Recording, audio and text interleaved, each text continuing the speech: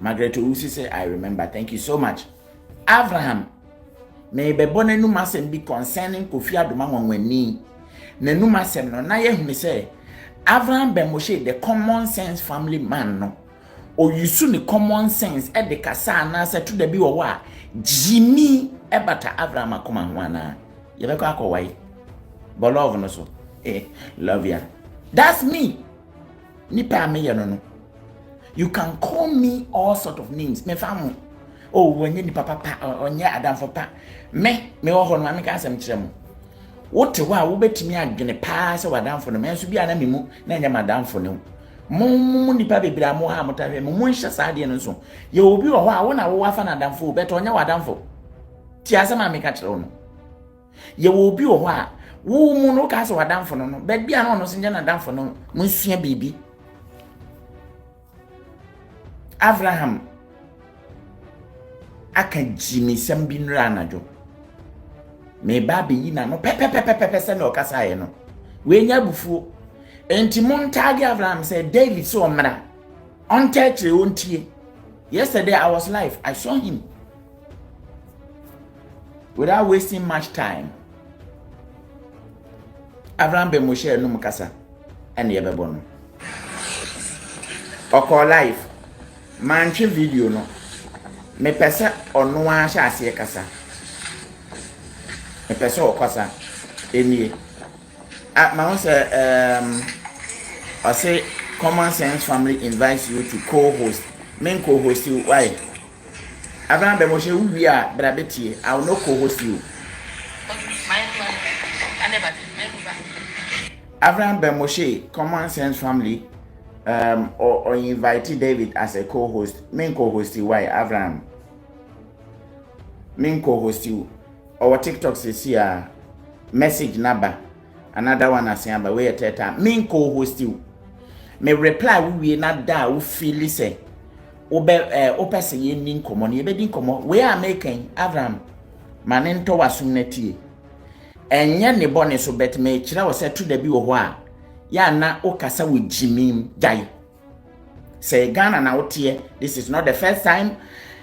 Migusu American make Abraham me si jai men send the message no about too much.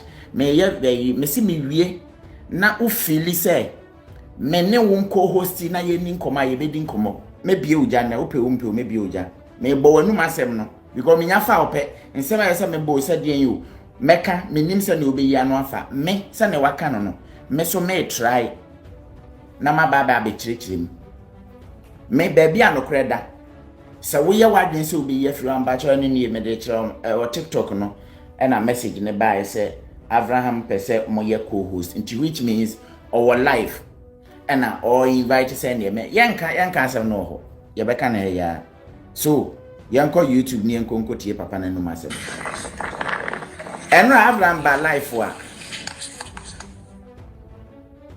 ye be hu anse misuo ni nam Abraham be Moshe ani ase na o pepa na nim pa cha mo hebi na no masem ni nie nti a o pepa na nim no $1 million done or say maybe listen abribia me pese me yesi ni ana mpese oti ase say me bibia me yim na nya nam fofam.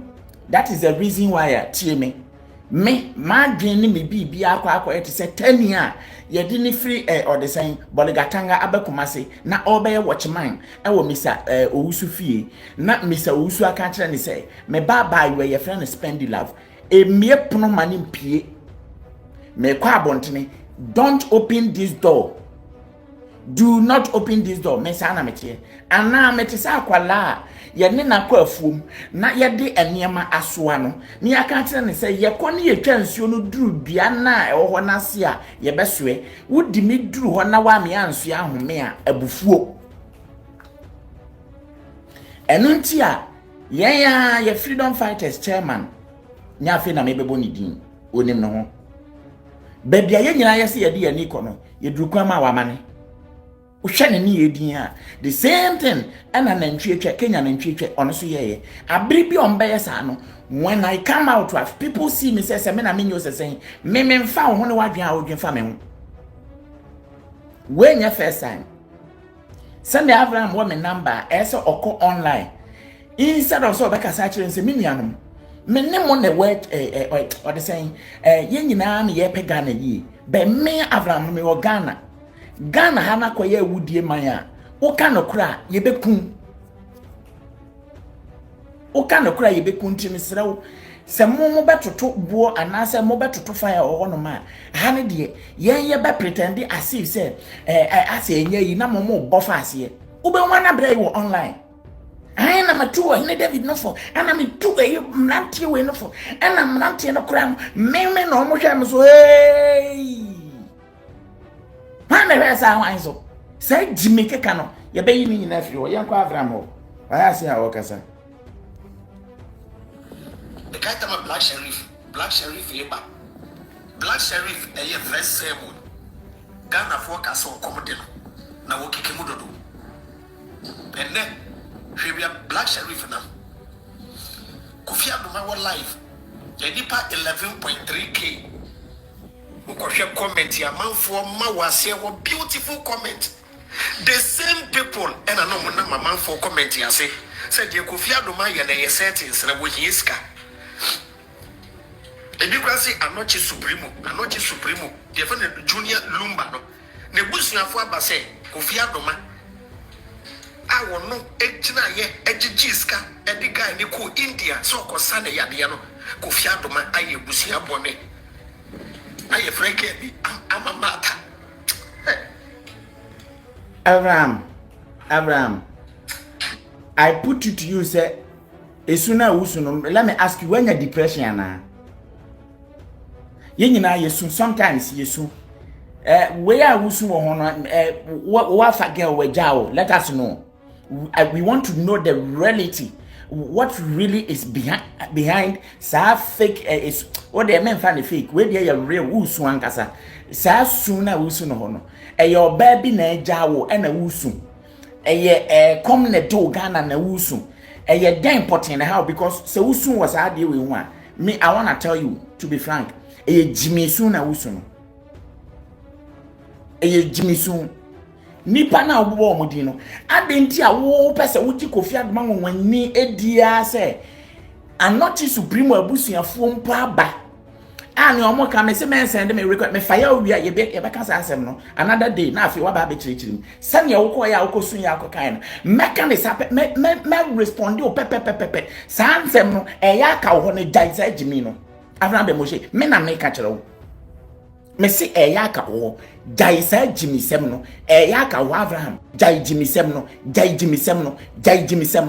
nyina fa akomu atwen jai Jimmy sem no wo ya sa wo ye hypocrite me kama you ask me now to say Abraham usuban say no me hu say wo ye hypocrite me we no mo kaka ka ho asem na say ni ade man fi wo mu bia am say am aso na they will call me say I say we say defend Abraham share hu ye wo ba be frɛ o me ana me frɛ o so whatever me say me mfa ne wo nye co-host opa baby awo no ka kire o mo say enye no kre na mpese me nkenti na me ne wo co-host me be bo wanu asem na madofo atia wie akire no invite me na me no nyina anya program na kokko kire ne obeka ehun ya kire ne obeka mo wo page so I don't care ni baba no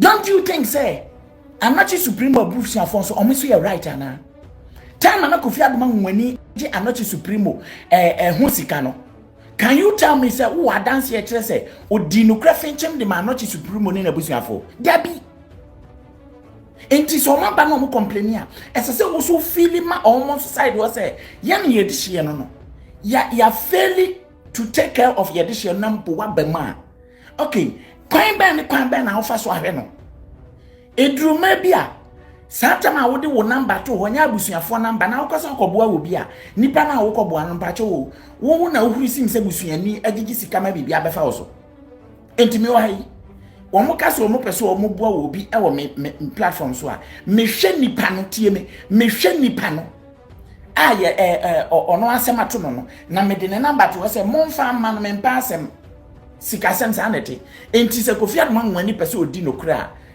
enka nche me say Anochi Supremo si obra Kofi wa ajeje untumi nka sa asem nche me bebe bia Abraham wo nya nokwafo ne say ade nti nipa na ono ne Anochi Supremo a wo de ne be yemfa nton no Kofi Adom asem ne yebeka ho but wo de Anochi Supremo ne ama ho anwan mata no mo ye mfam Anochi Supremo woni omo kasa no omo kan se woni abusuafo ewie ya no pia abusuafo na sinche na wo nko a nipa na woni no wat na siplem wo de no kwa kwasa na yale na o ka se sana ye abusuasem o ka se sana ye no we de o de baba ye mfa nto ho ntime menka na kese won sama wo beka e de afa Kofi Adom anwani hu no enne wo ye common sense family leader. You need common sense because to the bia okase Jimmy mododo. I put it to you straight say to the bia Kofi or the saying Abraham won kasa any bebre Jimmy nim say what the wakoma nim say na ya na ete de but won say bedu baby na yi wadwen afim tim na wo as a common sense member no Jimmy na de kasa Ghana for baba be hwa enye entokwa na me Abraham oko nka ase ye soja na mababa be hwe Ghana for ne mo pe no mo pe ba bia ntokwa so na nye yo me ka me no kra kire no amiako me atsan be platform we so much chiska and I video people ako US see am kosa ne yade me so de Ghana for the year here me atsan be platform so the US e bla me ko hoda na me atsan be platform so me chiska sikane kura mami ho sikane ko Paulina Anochi ho me kire TV station ni radio station fo a omo ka kire Paulina se Paulina nhye da nka se sikana me titi ye no na jiska ni bi anabele na jiska no mu be ko mani mu ase asofo ni na de omochi hwese if ya dragon yare abayi wani na ka de ni etumi aso camera na wa ye video say ebrebi efia ye settings da it wo boa Mame ka asem kire wo eho na se wo gitum as a common sense leader unim nipa Abraham ya busa efia ni video ne issue ne ba na manye bida busa efia dragon say menene tenase sanye ya na ya hihye na ade bi di pum no na nipa nyina atu aba no me ne afia kwohihye bi say ya hu say internet no so ayedin ya fa ba ku hwim enti yenya me say mempena na ya ko ne ya yese ni ade busa afia say oni David ye ya na oni David anye ya Jimmy na oni ma de bia ye defend it. That is stupid. Me ana metena se busa ohwe kwan o draft bibia de bre me say ye ni say eya na pa cho me phone so busa fia say eyam pese oni David e chihye bibisa na ye da na amaso I didn't return back to Efia Adentia. Ye hu ni say ye be hu as a form of entertainment be wie no enkofo be fa ne serious no na wo de enkofo adwen di agro be wie no nipa mehye da wo be ka sempa no nipa nyi wo ni biem ase bibi ne kasa kire David enya se asempo ade e kasa kire David ya me de adwen kan ho man responded to Efia na ade no de ba be si ne Abraham wo Efia dragon number Abraham no kasa yi Abraham, do you know something like that? Are you aware of that? You have no idea. You have no clue about this or about what I'm talking about. I don't tell what we're doing. You see, maybe all your settings into Ghana focus. Omudika.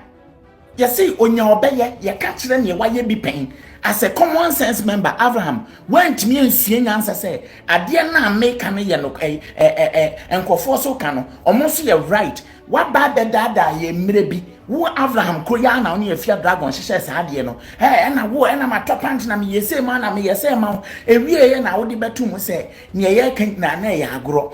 And he said, I need the be. Nipa kronas yamba say me spinal cord akwa achia fa metrum ayemi say ya enkofo ntumi nyi tentem sa eno no se Ghana for ye nipa bone for say Ghana ba na obaka na omo so use omo common sense to ask those questions Jimmy, I'll not pick you. I'm telling you sense if you neko jai say Jimmy no and say fake life na ya na we live no. It's enough, my friend. It's enough.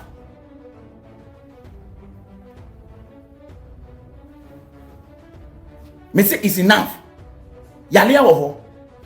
ne de no say ye no kure say nye no kure no ne nkofo hu da ntina na omo doubt nti ese o prove eno nti akofidie yi baby me gina nyina ye proof certified medical report just to prove evidence if your person who say no kure no or the hospital aba a etre say wo hwe na se wo pese wo dom su kwana obo nipa na mane fa de ne send o doctor ben na ehwe wa approve say ana o declare say yale we na wo obo doctor ni din o he fa o hospital so mesi na wa ye follow up ko say me nua ba nie na mere bi say na esinti ye pese hu no kure wom settings and the day afia ko wie ho no wouldn't how many applications are aba and compare o money David edi ekuta me no wo mo ne me ampa so me ya madwe se me no be kwa ye be ko pa se wouldn't ma me mpense nyina metimi asoma mo amma ko busa George Judomensa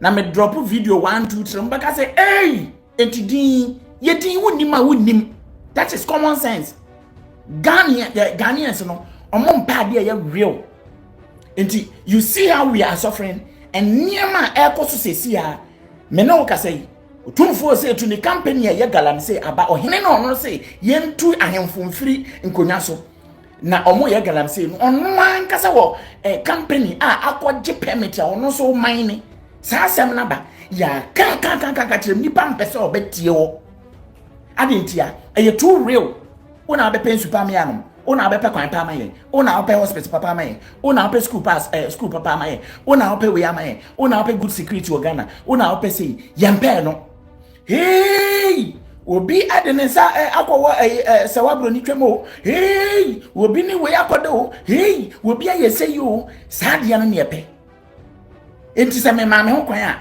enka nkofo na asalai ohene yenye sei Dave yenye sei yemfa we nhya ye hyehyɛ ni sei yenye ni sei nka niema ebesisi anka men individually enti na woni obi kra ka asem serious a kire na obi man so obeba akro beka sa is ohene David one Abraham ahyehyɛ ho but Abraham wo jimi no na na eti bia fi wani so wo se we common sense member and as a leadership by example nya asem bia na oba na obeka bia kan ye beto nipa na so na ja ba bia se woni nam no